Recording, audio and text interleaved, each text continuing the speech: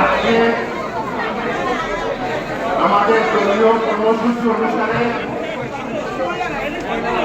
আমরা অবস্থান কর্মসূচি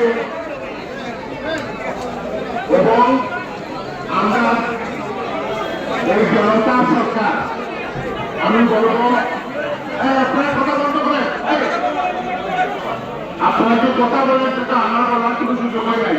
আপনারা শুনেন আমি কি বলি যে আপনার আমাদের কর্মসূচিটা কিসের? আমাদের কোনো কর্মসূচি নাই, অবস্থান কর্মসূচি। আপনারা ইতিমধ্যে দেখেছেন যে আমাদের দল থেকে এই সরকারকে বড়ইতে সাহায্য এবং সহযোগিতা, এরা যে ছাত্র আন্দোলনের কবিতা যারা সংগ্রাম করছেন তাদেরকে আমরা সাহায্য এবং সহযোগিতা করছি। এই সরকারকে একই কথা বলা হয়েছে, জামাত শিবির অন্যান্য যেটা আন্দোলনের সংশ্লিষ্ট তাদের সংগঠন সবাই আমরা একমত যে আমরা এই সরকারকে সহযোগিতা করব।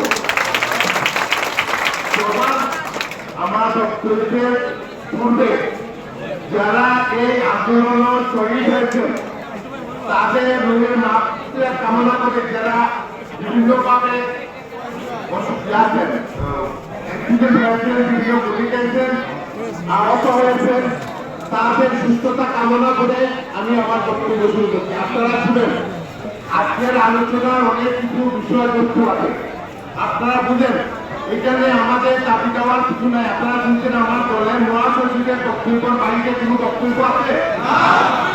আমার মহাসচিবের বক্তব্য যে আমরা এই সরকারকে সুযোগ দিয়েছি, সুযোগ আমরা সাহায্য সহযোগিতা করব, আইনের শাসন প্রতিষ্ঠা করা, ন্যায় বিচার প্রতিষ্ঠা করা, একই সূত্রে